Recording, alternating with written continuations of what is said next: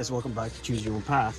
So today we are making another fish, and this fish will be a big muskie. So here we go. This is the starting of it. So again, like everything else, starts off with pieces of pine, just your normal deck pine, glued together, and then it's upside down. Obviously, this is the head here. It looks this way. So what we're doing is we're shaping it out. And what do we use to shape it out?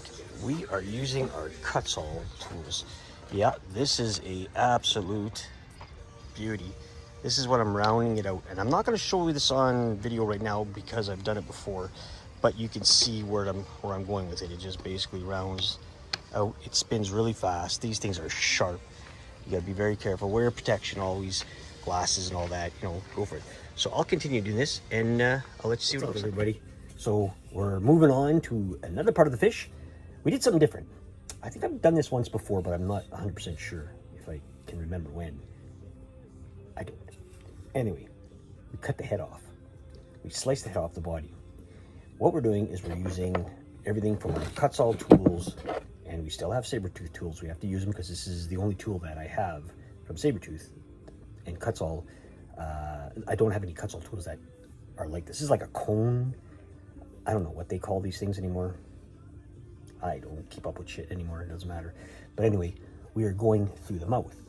We're going to have a hollow mouth. So when the head goes in there, not that you'll be able to see inside the body, but at least you'll have more of a look that's, you know, it's open. Mouth's got to be just wide and a bit bigger because this is a big fish. You know, he's got a small smile. We're using our Fordham, and we're just getting in there and basically carving all of it out. We're trying not to get too deep. Like say that this is the bottom lip here. Inside, we want to make it thin, but we want to make it look like it's rounded on the inside here. I think I made a mistake in the first part of this video. I said this was pine. No, these are cedar boards. These are cedar 2x6s that I glued together. I think I said pine. I'll have to look at it again, but fuck, if I edited, I don't know, whatever. That's what I'm doing. So I'm going to continue with this, and then we'll get it onto the body. Here's another thing with this. Cedar has knots and has rot. So you can see there's rot here, but that's easy to fix. This is a knot, and it actually popped out. So I'm just going to push it back in, cut it, glue it in. Bob's your uncle. Don't have an Uncle Bob? That's right. All right, so I'll show you what it looks like. So here we go, Mr. Herbie, always visiting. We have the head attached. Now, I had to epoxy that guy in there. I had to basically set it on here and epoxy all the way around it. You can see the epoxy right there. And then sand it flush. And then drew in the gills. So just, you know, easygoing gills.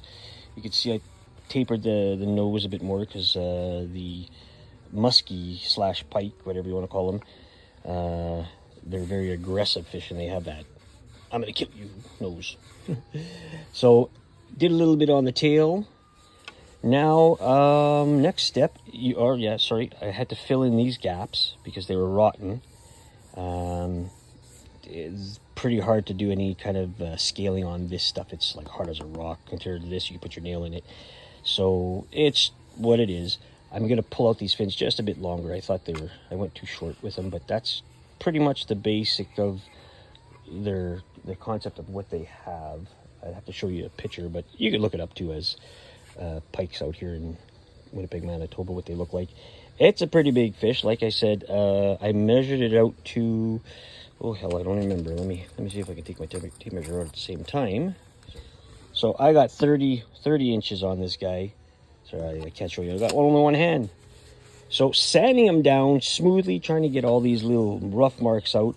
Best thing to do next is to burn it, but I'm going to start on the fish scaling. Now the fish scaling I've showed many times before. I make my own punches. So this is one of the biggest scales, if I can get that to focus in, that I use. And that will start off the roundabout going all the way through. So just a normal little hammer and one of these guys that I made by myself. Some people burn.